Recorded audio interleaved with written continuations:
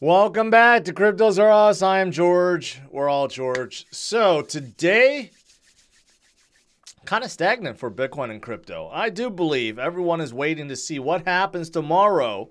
Will Bitcoin rally or will it be busted by Jerome Powell? Tomorrow, we do have a big FOMC meeting. So let's talk about what to expect and everything else that's going on in the world of Bitcoin and crypto. All right, let's get started. Welcome, guys. Still looking pretty good. 23,100, a little stagnant, like I said. Kind of just not moving at this point, going sideways. Everyone is waiting for tomorrow. Now, I did get clarification. The FOMC meeting, or at least a press conference, will be tomorrow. I mean, some dates were screwed up. Originally, it was reported February 1st to 2nd. Now it's been changed to 31st to the 1st, right? I don't know what happened. Dates got changed around, but tomorrow, we'll see. Normally, it comes on around 1:30 Central Standard Time, 2:30 Eastern. So after tomorrow's morning stream, I'll be streaming live with you guys to see what Jerome Powell says. But tomorrow's market looks like it's red, but the futures market is not a really good indicator of tomorrow's market. It hasn't been for quite some time. Today was actually a pretty good recovery day overall, right? It was so good today, or it has been so good since the beginning of the year.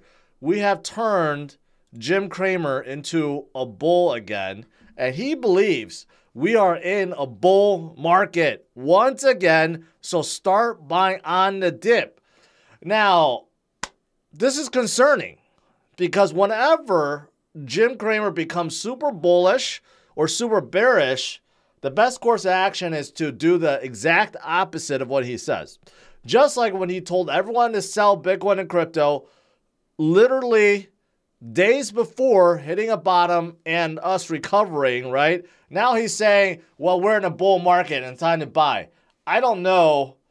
This is, I mean, we're kind of joking, but we're kind of not. Like when I say we, I mean everyone that's doing the inverse Cramer. It's fun to pick fun of Cramer, but generally speaking, that's literally the best thing to do is to do the opposite of what he says. So this has me concerned that tomorrow we're going to see some red. Honestly, this has me a little concerned when Jim Cramer now thinks we are 100% in bull mode right now. And yeah, so makes me want to be more cautious for sure. But tomorrow, of course, that FOMC meeting, it's anticipated that Powell is going to raise rates by 25 basis points, which would be fantastic. It's been priced in already. It's nearly 100% of analysts and economists are predicting that it will be 25 basis points, not 50 anymore. So tomorrow, if Powell says, okay, we're doing 50 basis points like we said we were going to do last time, well, the market will dump. It will dump pretty hard because now it's priced in. It's supposed to be 25 basis points, right? So most likely it will be. But the main thing is people want to hear if he's dovish or hawkish. The last three meetings, even though he's been cutting rates, he's still, his tone, his language is still very hawkish, saying we are not done, right? We still have a long ways to go before we talk about pivoting or stopping altogether. But will that tone change? Because if he says 25 basis points and his tone is like, well, we have enough data to show that, yeah, what we have done worked and we don't need to be so aggressive anymore, and the pivot could be coming sooner than later, or at least maybe this will be the last rate hike for a while, or if ever.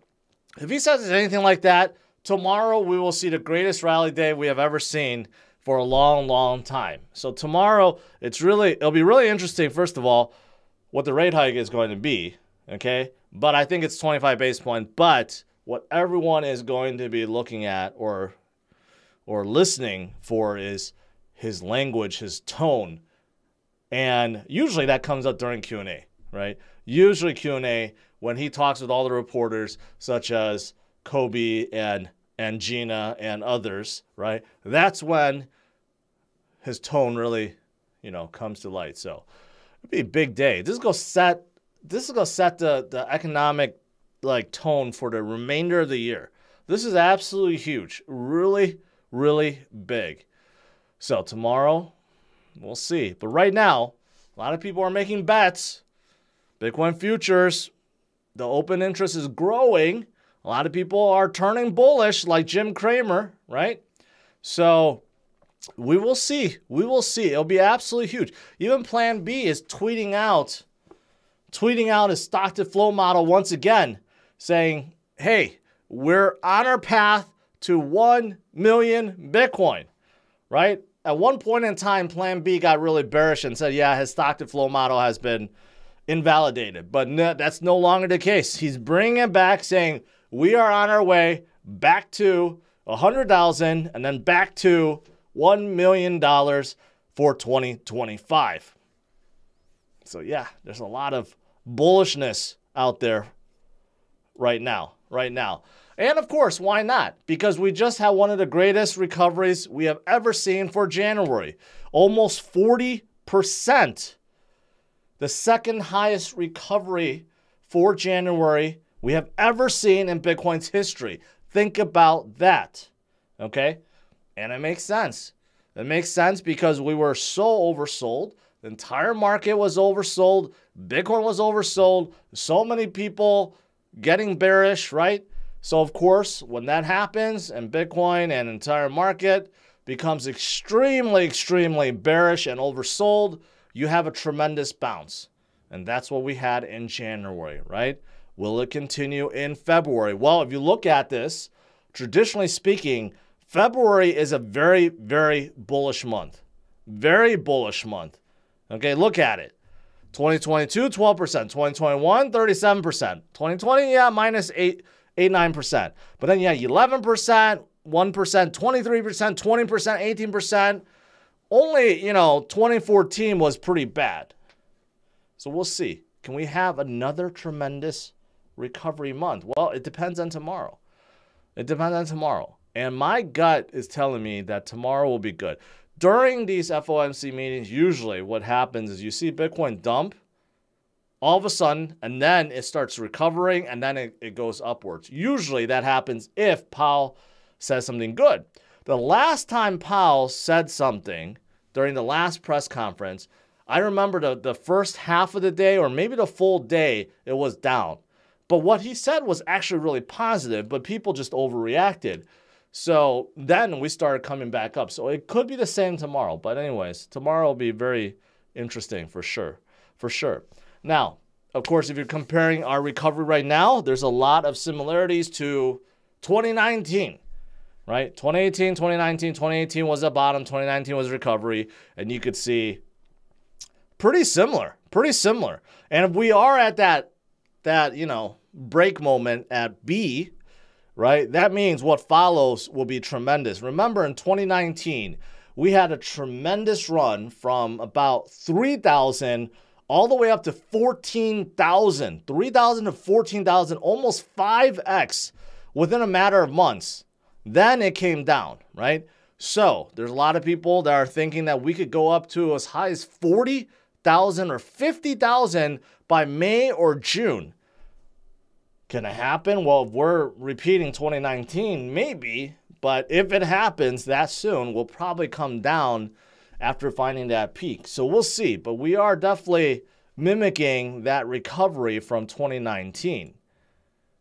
Right? And here, again, comparing to 2019 and 2015, right? Whenever you break out of that descending trend line, you break out of it, good things happen afterwards, right? So there's just a lot of data.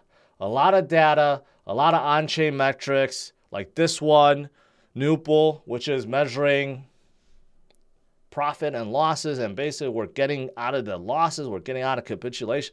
There's just so much happening right now.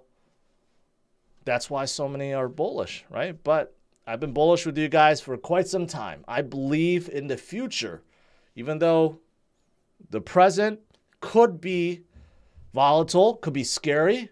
We had a tremendous 2021 year and then a horrible 2022 year. It happens. But if you really know what's going on, you really understand Bitcoin, well, then you will stay bullish like me forever. And hopefully you guys are learning each and every day by watching me. So make sure you hit that like button and subscribe if you haven't already. And hit that notification bell because so many people say I don't get notified. Well, you have to hit that notification bell to get notified. All right. Now, besides Bitcoin, the other big news today has to be Cardano. A lot of excitement over Cardano. Cardano's up 4% today. One of the major movers for today. And why is that? Because the new DJED stablecoin is out. This has been in the works for like 2-3 years. This has been talked about since like 2020, at least, maybe even beforehand, right? So it's been out for a while. It's been talked about for a while. It's finally live. So this is the very first algorithmic stablecoin, okay, and it's out and it's being supported by a various number of DEXs, right? And they are looking to enable 40 partnerships in the future, right? And how it works is a little complicated. There's like these two tokens, DJED, and then there's a SHIN token, okay? And it's backed by ADA too. So the collateralization is anywhere between 400 to 800%. And it can never drop below, according to this, because there's mechanisms that prevent certain minting and burning, right? If it's anywhere between 400 to 800%. At least in theory, that it should never drop below 400%. If it does, I don't quite understand what happens, right? But there is this setup. And the other bad thing about this is that it's not available for U.S. residents. So the DJED platform is blocking me because I'm in the U.S. So unfortunately, if you're trying to mint some DJED, you cannot right now. Okay, I don't know if you can ever. They did restrict it from the U.S. So that's kind of a bummer. But with that said, most of you guys that are watching are outside the U.S. You can mint as much as you want, and maybe they'll change that later. Or you could access liquidity on one of the DEXs that is supporting it right now, right? But so far, about 16 million in DJED smart contracts, right? So it's a good number. Not super impressive, not in the billions, but it's building.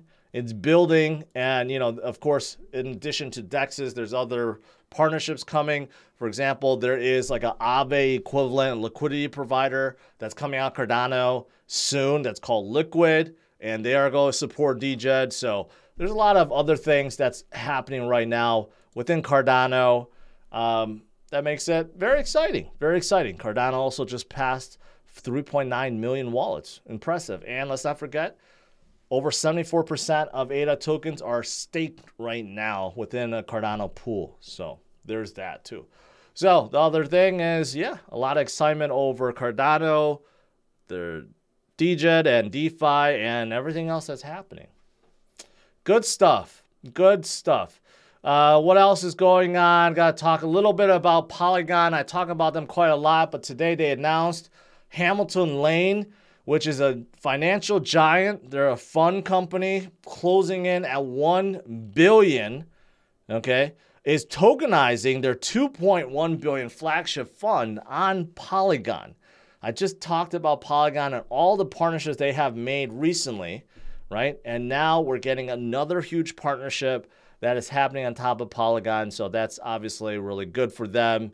And in terms of their ZK-EVM testnet, right, the wallet addresses continue to grow, but they are getting ready to deploy this on the mainnet, which should be a game changer for Polygon as well.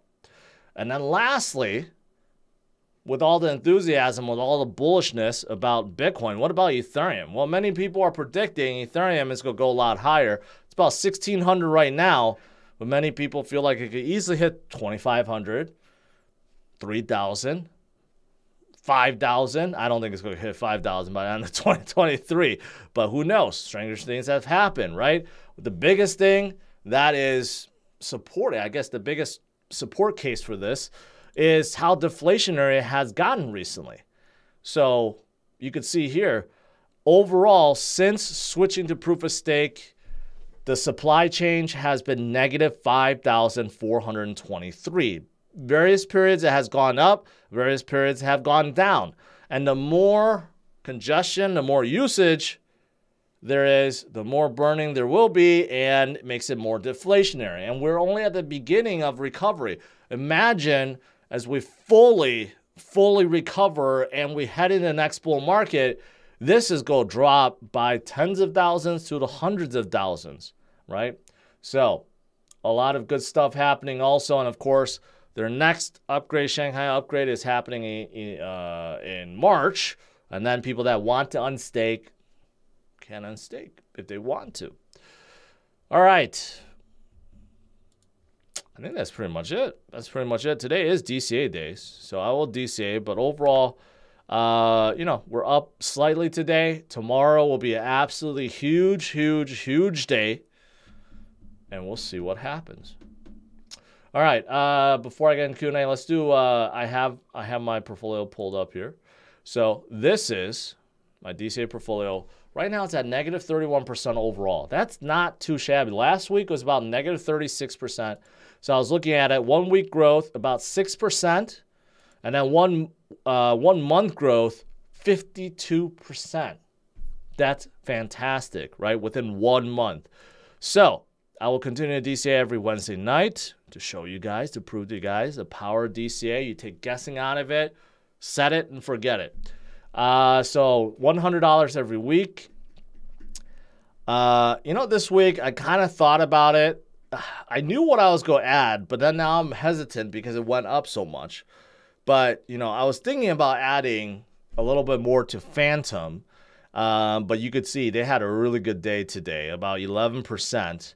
This morning I did cover about that library case and how they won against the SEC, technically, because I don't know, they may be bankrupt from the case, but they're not deemed a security, which is very good for XRP. So maybe I should add a little bit more to XRP. Also, others that have been coming up that I haven't really DC'd into. A lot of the like the metaverse gaming plays, like Gala, I feel like I'm pretty underweight right now. I do have Decentraland in here. I think I have I don't have Sandbox, but I do have ApeCoin in here. So, I might just, you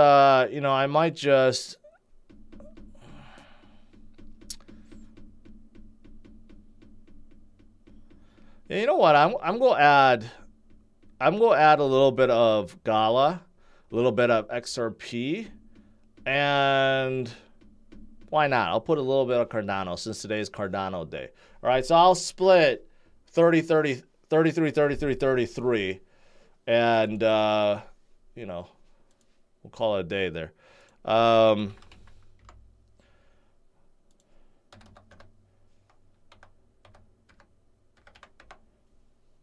So that's about 85.07 X, no, this is Cardano. All right, let's add the people's currency in here.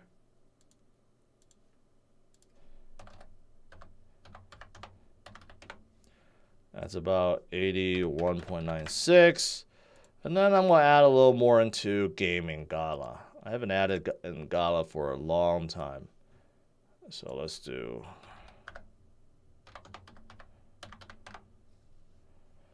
That's about 610. All right. All right, so this week, a little into gaming Gala, a little bit into XRP because of that SEC loss, and then a little bit into Cardano. Just why not? DJ is here. Maybe it'll help them in a big way and help them drive them upwards. All right, let's do Q&A. Oh wait, today is Tuesday. Oh well. Maybe I drank a little bit before the stream and I got my dates off. It's okay. Tuesday, Wednesday. Maybe I'll just do a DCA tomorrow too. Actually, today is the day to be DCAing. You know why? Because tomorrow tomorrow we could have that tremendous pump after the FOMC meeting. So today would actually be the day to be doing it. So yeah. All right, let's do a Q&A.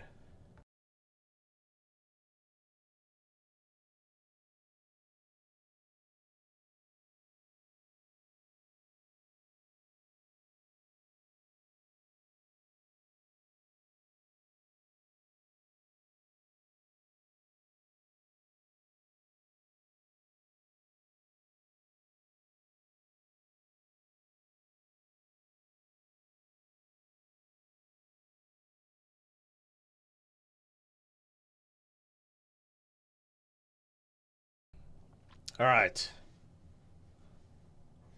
Test G asks, I know you're not a fan of render, but it's been pumping. Any idea why? Actually, I've been wondering that myself. So I'm going to try to look at them again, see. I think the latest rumor, someone said they have something going on with Apple. I don't know if that's 100% true, but I've been meaning to do more research into them just to make sure that I'm not missing anything. John Solo Rio, welcome. Flash Gordon says, can't DCA enough. I did $2,000 this week. Wow, that's a big DCA this week. What am I drinking? I'm drinking High Noon. High Noon is actually pretty delicious.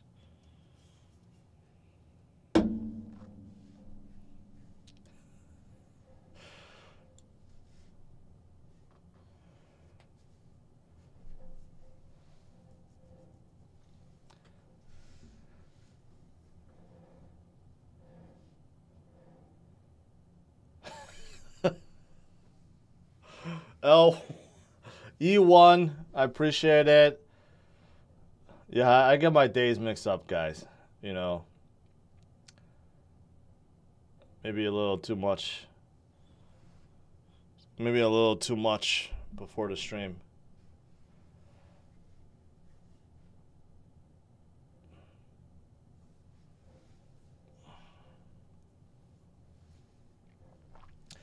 Every morning, I listen to a show while taking my kids to school. They call me George now because of the obvious.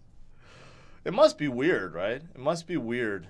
I don't know if it's weird, but like my son's friends, some of his friends also know me. I don't know, for some reason. And he swears he doesn't tell them, right? I don't know. Must be weird to kind of get your kids to listen to me.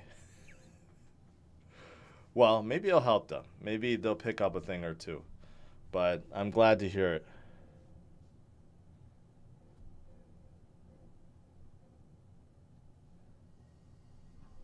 Hey, today I was Costco and I saw they were actually selling, not dozen, but like 12.5 eggs now. You don't have to buy 5 dozen at once, so that's a good thing. Might be a good time to bring profit-taking strategies. Johnny, I don't think it's time for that, but I did say my new strategy is just making sure like 20, 25, 30% of your portfolio is in cash. So if you start seeing that your alts or Bitcoin is blowing up and your cash pile is shrinking, that's when you need to take profits. But right now, I don't think we're anywhere close to that yet. Rich, hoping to buy another house this fall. I have some extra money. Thinking about adding more BTC and ETH. I'll need to take profits 6 months for a down payment. What do you think? You know what? If it's additional house, investment house, maybe you could be a little riskier. Otherwise, no, that would be a bad idea, especially if you need to take profit in 6 months. Keep in mind, even if we have a big run up, like I said, we could have it retrace and go back down. I don't know. I don't know, man. I think that's risking. It's too risky. If you're saying like 12 months, 16 months, or 18 months, whatever.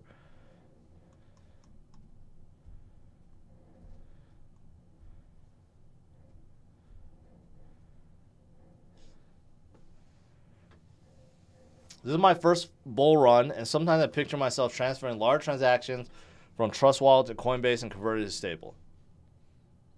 It's going to happen.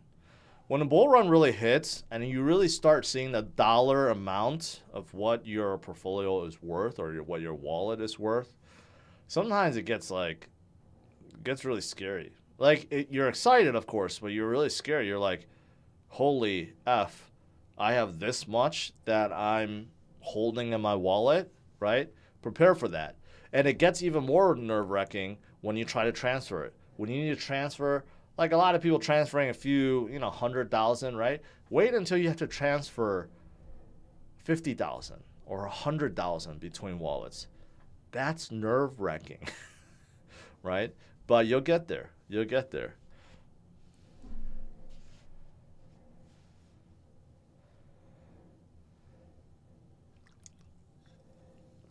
Crypto Hound, appreciate it. At the beginning, you get nervous. Yeah, when the dollar amounts start going up a lot. Do you recommend Avalanche? Yeah, I just covered them a few days ago. I think they're doing good things. They actually have a lot of things going on.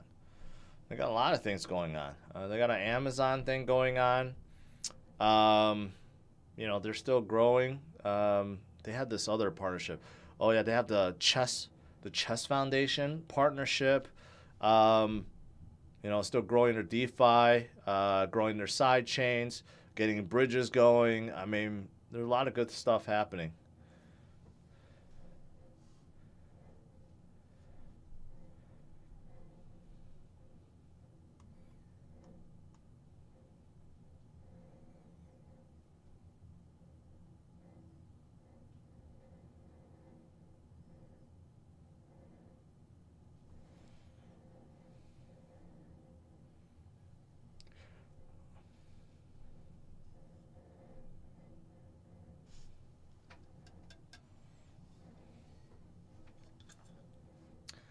I want to buy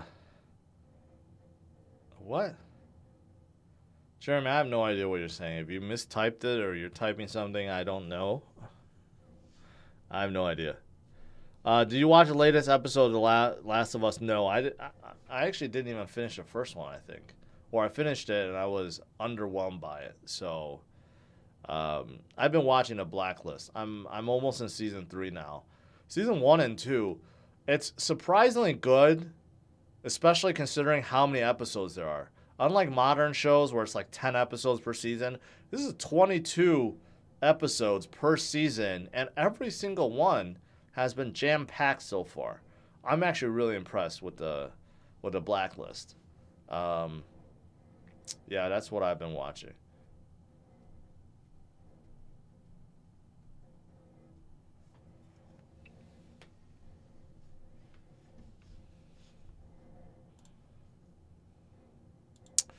The biggest concern I have is this. When Cramer declares we're in a bull market now, that has me a little concerned. Not Powell. It's more like Cramer. If you really just traded inversely what Cramer has been saying, you'd be up, in a big way. So I don't know what to think about this.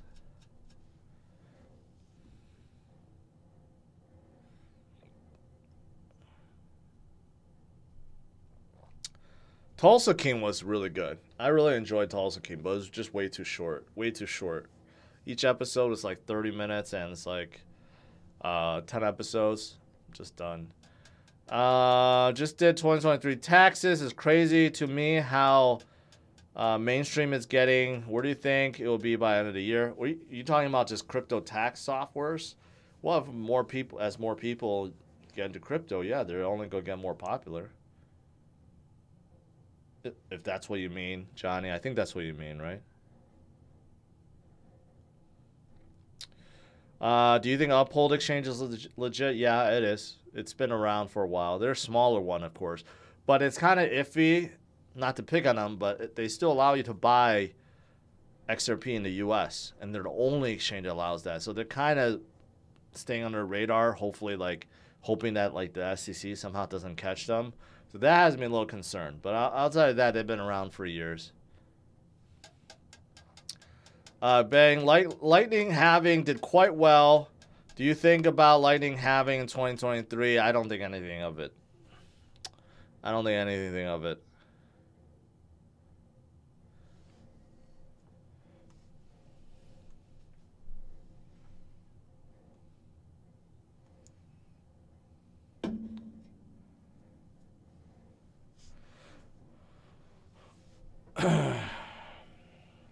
Are you still holding on to your old 401k? Yes, very, very little. Very little. I've never been a big 401k guy. My motto has always been this. You're not going to become rich by saving. So my motto has always been figure out how to make more money than you spend. That's how you get rich. And putting it into something like 401k doesn't make a whole lot of sense. All the billionaires out there, do they have any 401k? No. Do the multimillionaires? Well, some do, but most don't. They put that money into investments, right? So I have a little bit, but very little.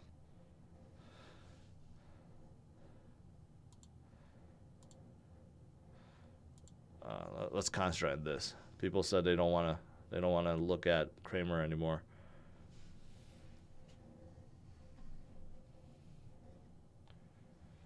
Do I like Link? Yes. It's a very boring project, but very essential to the space, especially DeFi projects. So I do like them. All Disc Golf, appreciate it.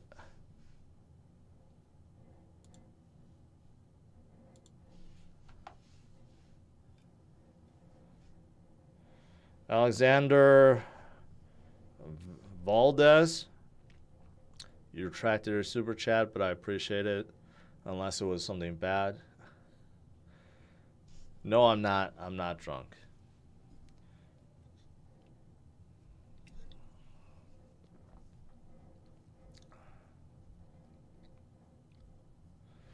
Yeah, I'll be streaming the FOMC meeting. It's going to stream around 1:30, so I'll kick up the stream probably around 1:15 Central Standard Time. I'm not sure about SBF Ventures too. Hey, if there's like someone that wants to like bankroll SBF Ventures, you let me know.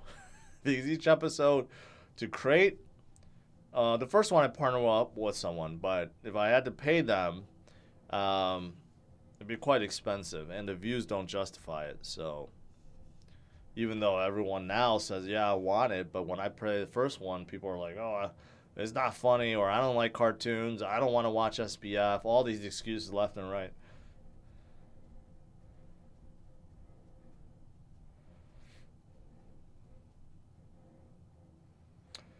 I guess that's true about 401k. You know, if your employee is matching 100% or 50%, right, up to a certain percent, up to 4%, 6%, right, I guess you could see it as like free money, so to speak.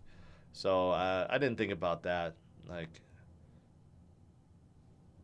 but still, there are better opportunities out there, for sure.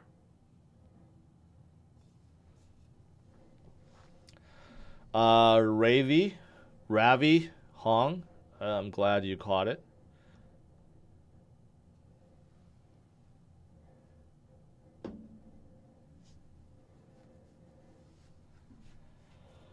Howard, appreciate that. Appreciate it.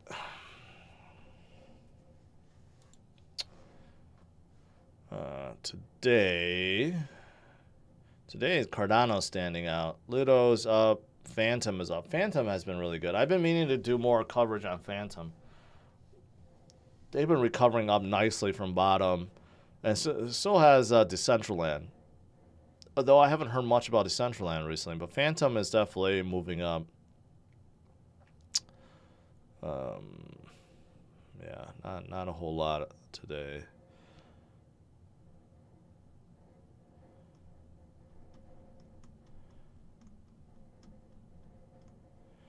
When will we admit Cardano's the crypto of my dreams? Never, because it isn't. It isn't. Would you ever drive a trophy truck? Yeah, of course. I've been meaning to get a Ram TRX for a long time. Actually, I wanted to get it. Now I want to get the Raptor R, but you can't get a Raptor R, and I love to drive a Ram TRX. I have test driven it before. It's an awesome truck, but you can't park it anywhere. It's just one of those nice trucks to drive around, but not park anywhere. Yeah, I like trucks. I like trucks a lot. I love to get a Bronco Raptor.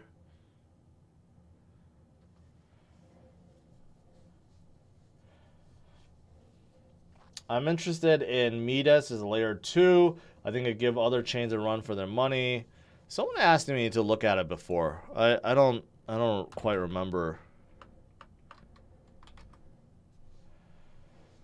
Midas DAO. I think I remember seeing this. Scaling rollups.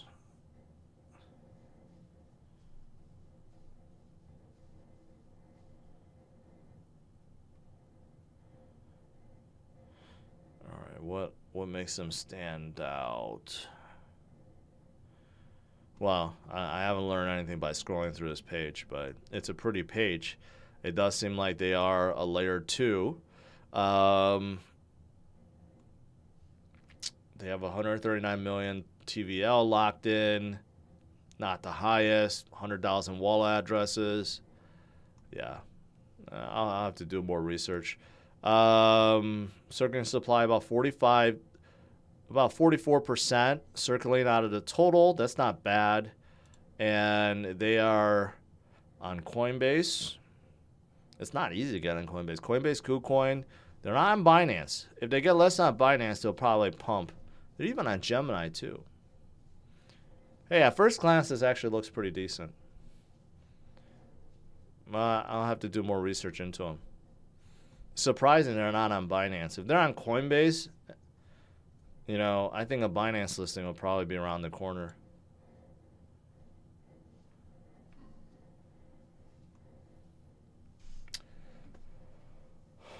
I love Fords, Mark. I don't care what you say. I love Fords. I love to get a Ford Lightning. Do you know a Sidecoin? Yeah, it's a decentralized storage play. I don't particularly like it. I like Arweave. I still remember Sidecoin went through like 6 months where they broke their consensus, and they couldn't fix it. And somehow, even with that happening, it was still like artificially inflated. The price didn't even drop, and that got me really turned off. So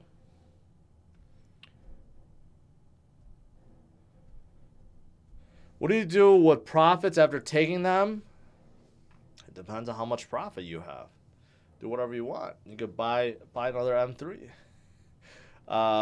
Take the family out, save it for a rainy day. I mean, it's up to you. Save enough so that you have, you know, life-changing wealth, or at least attain financial freedom. Then you don't have to work. Do whatever you want. Enjoy your life.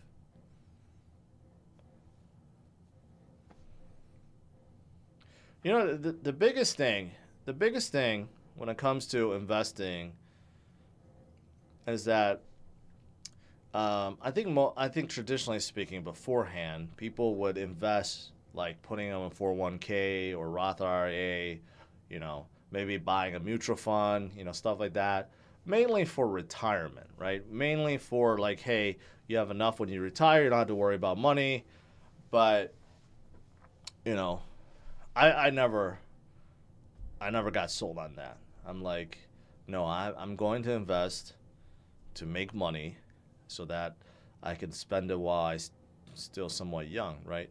But that doesn't mean you need to make so much money that you could just retire right away, right? Just enough to attain financial freedom so that you could do what you want. You're not chained to a 9-to-5 job. You could, you know, your possibilities open up so much if you could break out of that.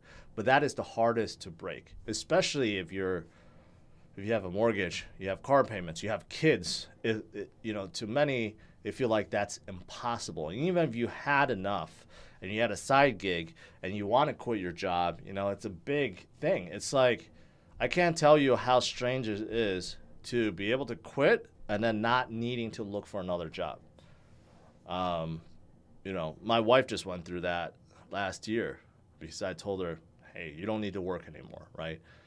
And like leading up to the day, she was getting very nervous. And then afterwards, she's like, I don't know what to do anymore, you know? Because most people are so ingrained that you have to work Monday through Friday. Like that is your life purpose. You're just working Monday through Friday, right? But if you could break out of that, your life just opens up in so many ways, you know, and you just got to find your calling or invest wisely.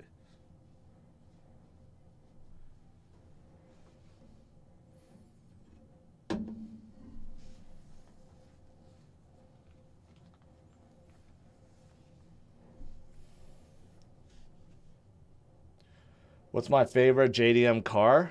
Probably the Supra. Growing up, I always envied the Mark IV Supra. Not anymore though. But to be honest, I always liked muscle cars more than JDM cars. I grew up Fast and Furious, but not the race cars. I like my big block V8s, throat exhaust. You know, I'd much rather be driving a Shelby Cobra, a Chevelle, Camaro Z28, you know, than a Supra, to be honest.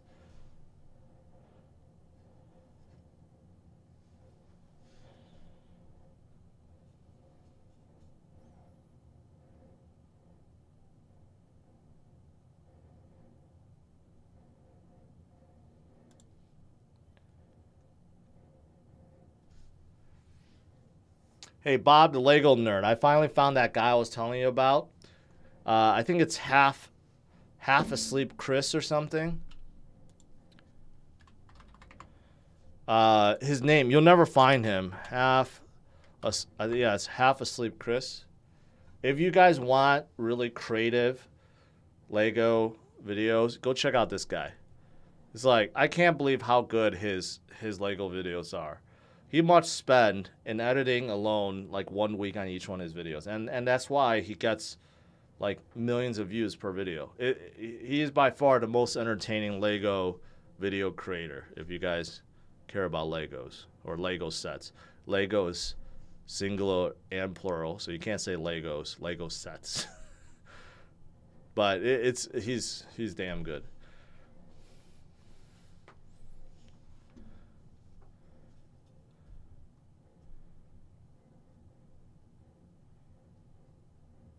Thoughts on BMWs? They drive really great, but the interior isn't the most impressive. Exterior, kind of okay.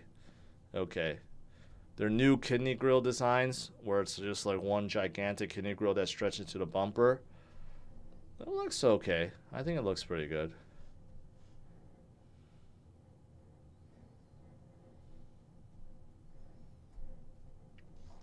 Is 2.3 million enough to retire at 50? You tell me. You tell me. If you pay off your house, you pay off your cars, I would say that's plenty to live off of, right? You invest wisely, maybe put a little portion of that still into something. I'm not your financial advisor. I'm not your retirement advisor. I'm not saying this is what you should do, but I'm just saying in general. I would say someone that has that much can definitely live for a long time. I just bought the Lego bonsai tree. That actually, I have that. I didn't build it. I just built a Bugatti. So now I could say I have a Bugatti when someone asks me, what color is your Bugatti? It's blue.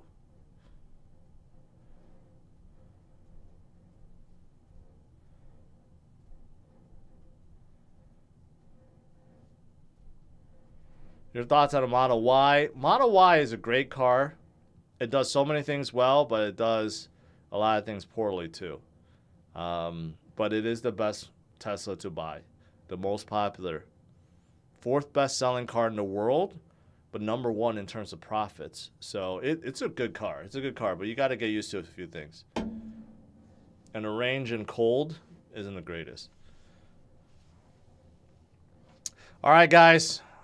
Let you go. Tomorrow's a big day. Today was okay, but tomorrow's going to be absolutely huge. Powell speaks, and we'll see what he says. It could cause Bitcoin and crypto to rally or maybe bust, but I think it's more towards rally. All right, smash the like, subscribe to the channel, and I'll see you guys tomorrow, bright and early, 8:30 a.m. Central Standard Time. Take care.